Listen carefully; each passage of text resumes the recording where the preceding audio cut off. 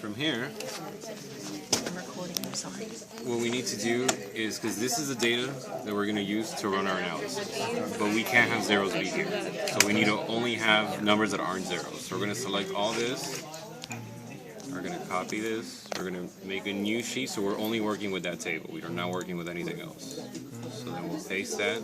Obviously references, but you want to make sure that you're only pasting your values so the numbers stay the same. So we'll go here on the top, and we're going to add a filter. Okay.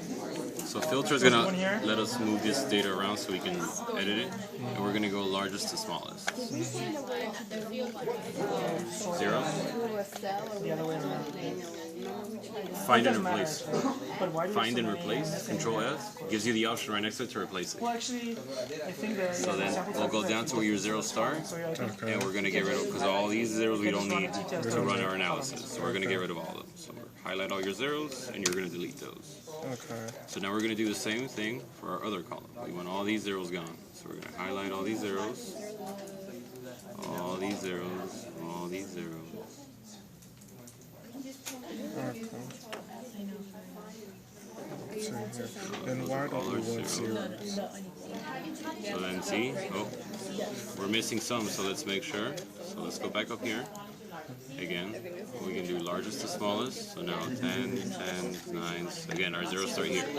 So highlight all these. Why don't we want zeros? Because it's going to throw off your analysis points. So you want those analysis points to be as accurate as possible, and having extra zeros is going to throw that off. So you need to try to have it as close as possible. Because zeros represent no responses. No responses, yeah. So you can't compare, like 100 versus 50. You know what I mean? So we're going to just move these up to make it nice and neater. So now the numbers can be right next to each other. See? So now we have a data set To run your where T-test. we're going to run the analysis. Okay. So now we just go back to the same thing what you've been doing. Data analysis, unequivocal variances, and then you just do the same thing. So your range 1 is going to be A, your range 2 is going to be B. Your hypothesized mean difference, you can always leave that at 0 because that's what your null hypothesis is. Select labels because you have labels on the top. Your output range is where you want your analysis to be given, and now you have your analysis.